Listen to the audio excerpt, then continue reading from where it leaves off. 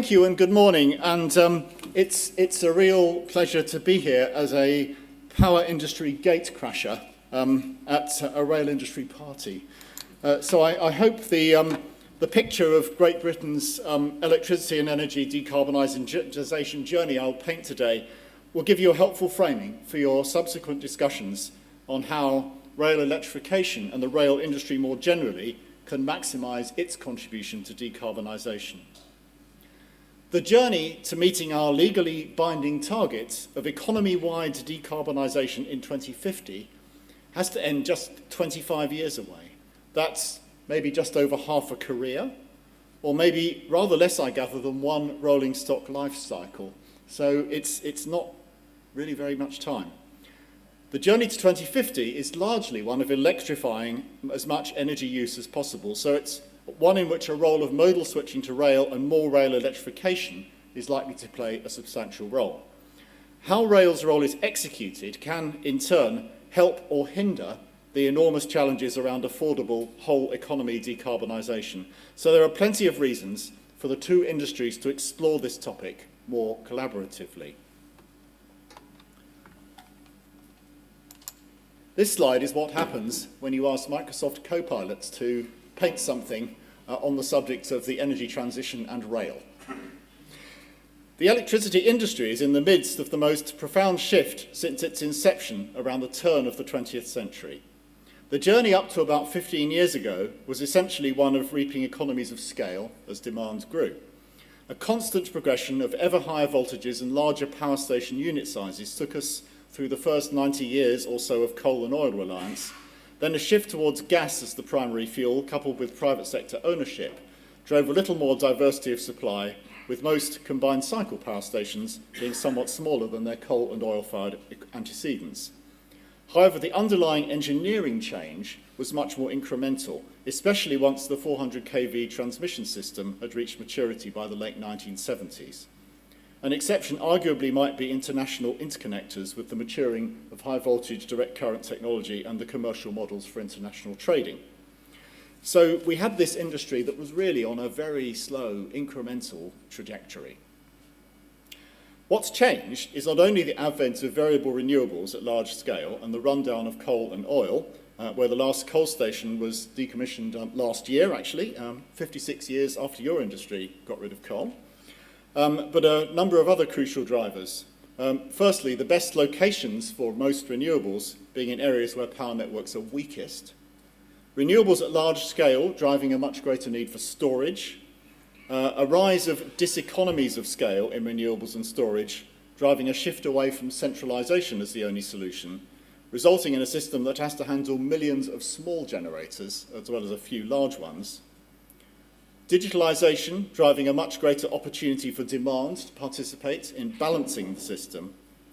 A desire by many consumers to take greater control of their personal energy economy and emissions burden, that's the so-called democratisation of energy, and a shift in social attitudes towards the construction of new infrastructure, which I'm sure you feel too. So I've had the immense good fortune, both through my career at Mott MacDonald, but also through working with the IET and the Royal Academy of Engineering, to find myself at the centre of this shift as different governments and policy teams have been trying to respond to it. So, like the rail industry, the electricity industry in Great Britain is highly fragmented. Since privatisation in 1989, there's been no controlling mind or architect, with governance left to markets and economic regulation of natural monopolies, and engineering performance assured through compliance with hard-to-change technical codes. Can't see you recognise any of that, but talking to people around the room, it seems a bit familiar. The system worked well in a world of incremental change, but has proved poorly suited to the transformational shift now happening. It fell to the professional institutions with their demonstrable independence to lead policymakers on a journey to realising this had to change for decarbonisation to be deliverable. It has taken time and there is a long way to go, but we are in a much better place. So I'm going to show you that journey. So, working with some very talented and forward-thinking IET members and fellows, we initially focused on the need to regain some sort of architected system, with action catalysed by our 2010 report, A Shock to the System. That led to commissions to the IET from government to develop the Future Power Systems Architecture Programme, which was able to describe the functionality required of a transformed electricity system and give pointers as to how governance needed to be transformed with it. After many twists and turns, including a review of electrical engineering standards for electricity that I was asked to lead for the government, the decision was taken to carve an independent system operator out of National Grid and to give that operator a full system architect remit. More recently, I was asked to co-lead a piece of work for the Royal Academy of Engineering alongside Sir Patrick Vallance, former government chief scientist, and he was one of the guys who would appear on the TV during that pandemic briefings, if you remember sometimes. And that work was to explore how to accelerate electricity decarbonisation. And Patrick brought his vaccines task force experience and development and deployment of the COVID vaccine in 10 months, which was an incredible achievement and would normally have taken 10 years, was something he brought that mindset to the whole thing. So it gave us a really interesting and inspiring challenge. It was all about what the fundamental limits were, not what the things were you could remove if you had to. We published just after the last election, and this work has largely formed the blueprint of what the current government is seeking to do in Clean Power 2030. So I'm now serving as a Clean Power Commissioner, providing independent advice. So what I'll do, having given you a bit of the story, is tell you about the UK's decarbonisation landscape and what Clean Power 2030 sets out to achieve. So it's an engineering group, so I thought it was safe to show a Sankey diagram here. These are the energy flows in the UK. Don't worry about the detail, only worry about the colours, and I will just talk through it briefly before giving some story as to progress. So in 2022, the purple is natural gas, right? The blue further down is oil, and the sort of dark bluey purple rather at the top is natural gas. The brighter purple in the middle is electricity. The yellow box in the middle of the diagram is power stations. Everything to the left of power stations is fuel going in. The stuff at the bottom in the oily area, the other yellow box is oil refineries, so they're energy conversion devices, essentially. So you can see that in 2022, and it's a bit different now, but not all that different, our use of energy, and on the right we have different uses, industry, transport, domestic and other, is dominated still by oil and gas, with electricity playing actually a fairly modest role. And renewables, which going into the power station block are also in that sort of bright purple, having grown enormously, but actually still quite modest compared to a decarbonised system. So you can see our British energy system is still at the moment a high carbon system. So by 2030, we're not aiming for electricity to take over too much more of the end use, that will come later. But we are aiming to get rid of the gas that is being used, by and large, that is being used to produce the electricity. Beyond 2030, we have a much, much bigger challenge, which is to take the stuff that is currently dark purple and blue, that's going into end use on the right, and to replace it with something else, most of which will be electricity. So you can see that we're still in the foothills of the journey, really. But up to 2030, we now have an ambition, at least, to decarbonise electricity.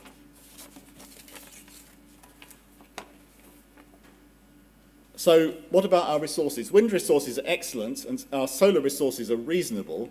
And whilst the UK has a high population density by European standards, there's a reasonable amount of land available for onshore resources. But a major success story has been the development of offshore wind, where the resource is even stronger and space is more plentiful. We have existing hydropower, but on a fairly small scale, and some large pumped storage facilities with more planned. The UK was a nuclear pioneer, and nuclear has played a significant role over many years. However, the fleet is now approaching end of life, which is a challenge for Clean Power 2030. New nuclear construction and development is underway, but is experiencing the delay and cost challenges seen in many nuclear projects around the world. Although the combination of industry learning and new smaller modular technologies offer a prospect of improvement. So the broad intention to 2050 is to electrify much of the economy, with electric vehicles replacing internal combustion, and electric heat pumps replacing gas boilers. Hydrogen is proposed mainly for industrial heat application, for long-term energy storage, and for other hard-to-electrify applications. This vision implies a massive expansion of the electricity system at a pace not seen since the 400 kV system was first built in the 1960s and 70s. When you look back to that time, you don't get quite so scared by what's in front of us, actually, as if only we can figure out how to do it again. We currently don't have an industry tool to drive this expansion and lack the skilled people we'll need. Supply chains are largely shared globally and are undersized by perhaps an order of magnitude for the work needed globally. So that's both a problem, getting hold of equipment, but it's an opportunity to create economic benefit for the UK through manufacturing and eventually export.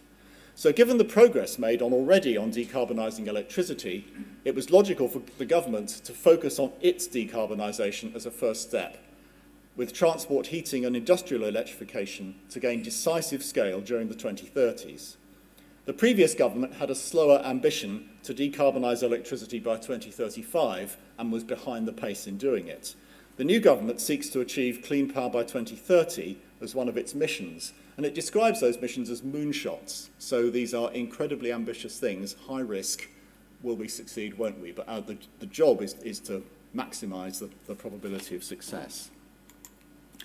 So what does Clean Power 2030 involve? Well, Clean Power 2030 seeks to take a focused approach to reducing unabated thermal power's contribution, so gas, to UK electricity to less than 5% by 2030, whilst at the same time building capacity, capability and supply chain to continue to deliver at pace and scale as the electricity system is expanded dramatically in the 2030s and 40s. So we're not seeking to eliminate the use of gas. To do that by 2030 would be impractical. We're seeking to greatly restrict it.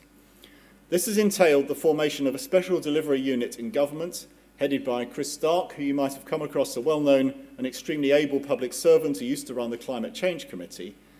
The delivery unit sits in the Energy Ministry, reporting to Energy Minister Ed Miliband, but has a cross-government remit, and the Prime Minister is regularly involved in understanding its progress. And there are regular meetings, and the Prime Minister is being used to bang heads together where that becomes necessary. Ed Miliband and Chris Stark are advised by 8 Clean Power Commissioners, of which I'm one. Although a number of them have engineering backgrounds, I'm really the person carrying the torch for engineering in this team. The initial focus was to commission work from the National Energy System Operator, NESO, to set out what a 2030 system should look like and to work on some of the major blockers to faster progress, notably planning system reforms and a rethinking of an enormous queue for generation connections that are built up owing essentially to imperfections in market design and governance. NESO published its Clean Power Plan very rapidly in October, and the Clean Power 2030 unit then responded to that with an action plan in December. It's now implementing the action plan. One major challenge is, as less so now with rail, the UK's electricity system is entirely privatised, so this is not a matter of the government deciding what to buy and have delivered. It's instead a complex series of measures designed to clear the way for private sector investment. Because the time to 2030 is short, the focus is largely on projects that can be delivered quickly, and big areas are transmission, offshore wind, onshore wind, solar PV, battery storage and demand flexibility, together with the repurposing of about 35 gigawatts of gas-fired capacity from mid-merit operation to low load factor operation. There are one or two first-of-a-kind projects proposed around carbon capture and storage and hydrogen, but this is essentially a recipe based on things we know how to do today. It boils down then to a shopping list that looks like that. So you can see the scale of everything. I won't bother to read it because you can. And all of that, of course, needs integrating into the existing system, and the performance characteristics of that system will be changed as a result. So I'll come to that later. I'm now going to go through these, exploring what some of this means. So it's probably easiest to start with transmission. The challenge here is that much of the new generation is offshore wind, and that's located closest to the weakest and most remote parts of the existing transmission system. A major development programme had already been put in place by National Grid and the other operators, and regulatory changes, importantly, put in place to allow them to bulk buy major equipment such as HVDC converters ahead of need. That's because of the supply chain challenge. They needed to be able to go to the supply base and say, I have this enormous order, give me attention. They all needed to be accelerated for Clean Power 2030 from the previous plans, with the major blocker being the ability of objectors to planning applications intervening to introduce long delays. As a result, and right off the bat, an extensive series of planning reforms was conceived and is currently in the late stages of going through Parliament to rebalance how national significance is weighed against local impact. There's also been a challenge with the connections queue because of the way the market works. Any project seeking to connect has only to make a connection application and pay a modest fee, and the network operator is obliged to offer them a connection on a first-come, first-served basis. Hence, amongst all the worthwhile projects were large numbers of skeleton projects holding offers, largely because if you had a connection offer, the value of your land just tripled. So they were being treated as a property speculation.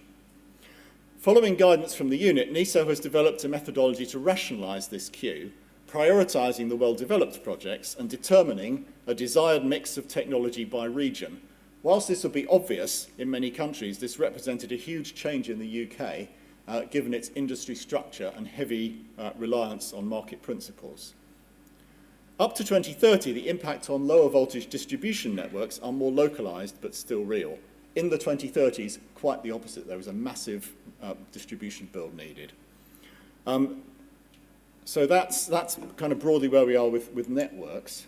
On wind, it's a major plank of the short-term energy future for the UK. The government had already overturned a ban on onshore wind imposed by the previous governments to respond to rural voters' concerns, and has rapidly resolved an issue with defence radar and detection systems that have been potentially sterilising 10 gigawatts of onshore wind opportunity in the Scottish borders. Supply chains being less tight for onshore wind than offshore, I foresee that being something that moves forward pretty quickly. Offshore, the story is different, with many challenges.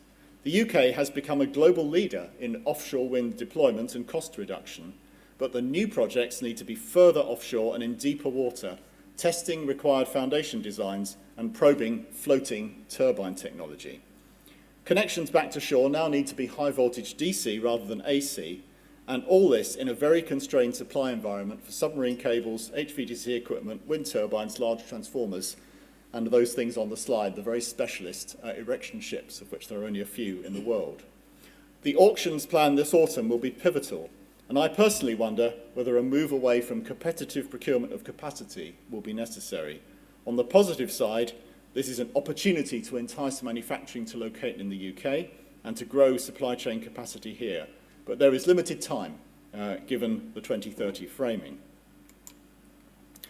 Solar is probably more straightforward. Projects are quick to develop and build, although their visual impact and farmland use in rural settings can limit available sites for solar at grid scale. Rooftop solar is a long way from saturation in the UK and highly cost-effective, so it can be expected to proliferate, especially given that when combined with batteries, it can ease pressure on distribution networks. Batteries have become fairly widespread on the GB system in recent years, with about 5 gigawatts connected already. Although their commercial performance has proved somewhat volatile, the regulatory environment isn't quite right for batteries at the moment. Another technology that is easy and quick to deploy and that's seeing ongoing cost reduction. There are concerns over sourcing and critical materials usage, but these seem less likely to really bite by 2030. And that brings us to flexibility. A lot of store is being set by increasing the extent to which demand can be flexed to meet supply. Essentially, this has a similar system effect to batteries, but it's a lot cheaper. In an increasingly digitalised system, this has become easier to manage at large scale and eventually to integrate with how networks are managed too, to optimise their use. The government's current focus is on consumer demand flex through commercial signalling, for example, smart control of electric vehicle chargers and heat pumps. My view is that the easier prize might well be industrial and commercial flex, provided that as a system perspective, we take the flexibility different industries and processes allow because of their needs, rather than seek to impose an approach dictated solely by the needs of the electricity system, which I have to say has been a little bit the tendency to date. Once again, in principle, this can all be deployed quite quickly once deals have been struck. Now, interconnection. Great Britain already enjoys 10 gigawatts of interconnection with other European nations, and that provides significant economic advantages and greater resilience. This is planned to increase modestly to 2030 through projects already under development by private sector organisations. And this photograph shows an HVDC valve hall for one of these interconnectors.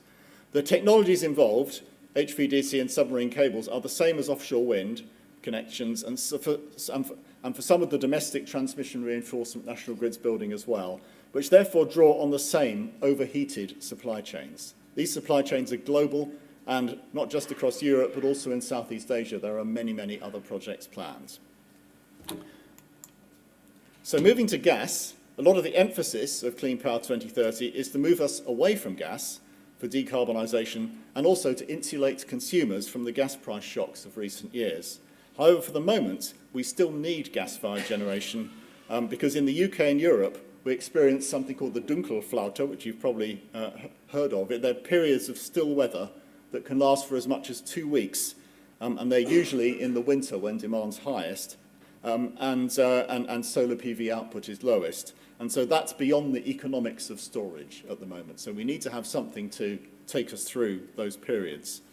We currently have about 35 gigawatts of gas, and mostly it's combined cycle plants, some of it open cycle. And the intention is, as far as possible, to retain that. But in some cases, that's going to need major changes to how it's operated, with significant engineering implications for what will often be quite old plants. And the commercial incentives for that have yet to be addressed. So I shall move now to, okay, I've talked about all the bits, what about the system? So we're quite well on with the UK's energy transition, and we already are seeing some really significant system consequences, which the system operator, NESO, is having to figure out how to work with. And that's happening across the world. It's not just in the UK. Firstly, we have falling system inertia and fault levels because we have fewer directly connected synchronous generators. We have fewer options for black start generation. We're experiencing high voltages, especially in distribution, owing to the build of distributed generation in rural areas. We're seeing reverse power flows in large parts of the distribution system at some times. And we're now experiencing subsynchronous oscillations between Scotland and the south, believed to be because of control system interactions between inverters. They've been managed well to date, but the more and more we drive the transition, they will become exacerbated to 2030 and especially beyond. So the system operator, NESO, has been proactive searching for answers. And I'll talk about a couple here because these things are moving forward quite well, actually. So on inertia, NESO has already contracted with battery operators for fast frequency response. That's automated and can bring you full battery capability within a second, much faster than a synchronous machine can respond to a fault. That seems to have had a major impact on system stiffness and a good response to systems incidents compared to those a few years ago. It's also experimented with grid-forming inverters for wind and solar generation in-feeds, again with a very positive response. And the great thing about that is you can provide it at little cost if you build it in at the time of manufacture, and that is likely to be mandated across Europe. On Black Start, NESO has developed and demonstrated tools, procedures and equipment to deliver Black Start from multiple distributed sources working together as opposed to single larger generators. This was a very significant development program, but had successful results, and the first production applications is now being rolled out. That creates a new level of flexibility as to how to approach the Black Start problem, although I think there is more to go. So, for example, the cold start challenge, I think, has still to be tackled. This would be after a prolonged outage during the winter, when homes are cold and car batteries are discharged, and an attempt to switch things back on there would fail because everything would have demand at once, unless they could be reconnected sequentially, which we don't yet have a way to do. So there are definitely things to do there. And of course, I can't move on from this without briefly mentioning the Spanish failure, which you'll all be aware of. Information still emerging. Red Electrica, the utility, has now produced a report. It seems to have been due to voltage phenomena, and in particular, things tripping out on high volts, and conventional responses to that, like load shedding, actually causing overhead lines to turn from having inductive to capacitive characteristics and exacerbate the problems. So that seems to be what caused it. And so you might argue that's a failure of systems engineering, actually. The individual responses were all logical, but the aggregation wasn't. So moving beyond 2030 to the post-2030 environment, clearly life doesn't stop in 2030, and we need to have projects in development and construction at that time that will see us to the electrification of everything, a system architecture and governance that allows that to be delivered cost effectively, and a long-term plan which could involve major new developments such as higher voltage or HVDC overlays to the 400 kV transmission system. At the same time, allowing emergence as new technologies and business models come to market. NESO will be bringing forward an approach to strategic spatial energy planning at regional level during 2026, and I'd expect that to become a focal point for the development of regional and local solutions. Data centre developments also have potential, as in many countries, to add materially to electricity demand, perhaps 15 gigawatts or more in the UK. Some of that is likely to be before 2030, putting additional pressure on delivery. And then longer-term projects include additional large nuclear power stations, and Sizewell C was approved recently, small modular nuclear, advanced modular nuclear, hydrogen production, distribution, storage, carbon capture and storage, additional pump storage, hydro, possibility of tidal barrages, the list goes on and on. In addition, the system of the future needs to be much more digital and driven by real-time data, much more consumer-centric and with governance reinvented to make the most of the much more distributed renewables and storage that will dominate rather than trying to shoehorn those into current governance frameworks. Network regulation will need to be reinvented to drive efficient investment rather than cost saving, and at the same time, every effort made to continue to reduce consumer costs, which are currently amongst the highest in Europe. In addition, we will need hydrogen or equivalent infrastructures to address what electricity cannot, potentially high-temperature process heat, synthetic aviation fuels, large-scale long-term storage, and I know in the world of railways you worry a lot about freight, so that whole area. So moving briefly to me treading on your toes here, the railways in an electricity context, you consume 1.7% of electricity consumption in the UK, so that's broadly how railways fit. And 40% of your consumption, according to government statistics, is electricity. The rest being almost all diesel, although the government statistics suggest 0.1% is coal, so I couldn't resist on your 200th birthday putting in a picture like that. So there might appear to be a further opportunity for electrification, electric operation, to get at some of that 60% that is currently not electricity. Although I'm sure you'll tell me all about the hard-to-electrify use cases that will proliferate. So as we come closer to 2050, it'll be interesting to see what technical or other solutions emerge for these. Given many railway substations are in rural places where they present large local network loads, that might be opportunities to find mutual sources of flexibility. We've had conversations last night about use of rail property for electric transmission way leaves and such like. So there are all sorts of possibilities to explore, which you will know a lot more about than I will. So just to sum up, it's a really exciting time to be in electricity. I've been in it 40 years, which is a bit frightening, but we've moved from being something mature and predictable to something more akin to a startup in many ways, in its excitement, its opportunity, its unpredictability, but we are still, every day, providing a critical infrastructure service. And so that is the kind of the conundrum and the challenge that we all face professionally.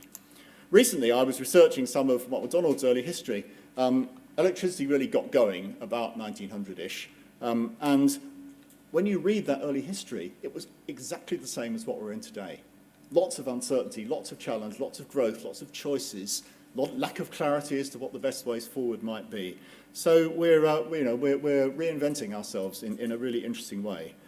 And we haven't talked about skills, but it's engineering century. I think we all need to excite and enthuse our young people about the career opportunities that this new landscape can present for them. So I think there are many things the power and rail industries can do together, but most importantly, we need to look across the whole system. Electrons don't know or care who owns their bit of wire, and the laws of physics are unswayed by commercial contracts. So a great deal has to be done in this 25 years. So we'll need to plan, we'll need to be flexible in our planning, and we need to make sure that those using our services, which is after all why we're all here, get better, cleaner, more affordable and more resilient outcomes. Our industries will need to move at a pace not seen for many years, and we will need to grow greatly in capacity and capability. So what an opportunity this is. Let's all work together to realise it. Thank you.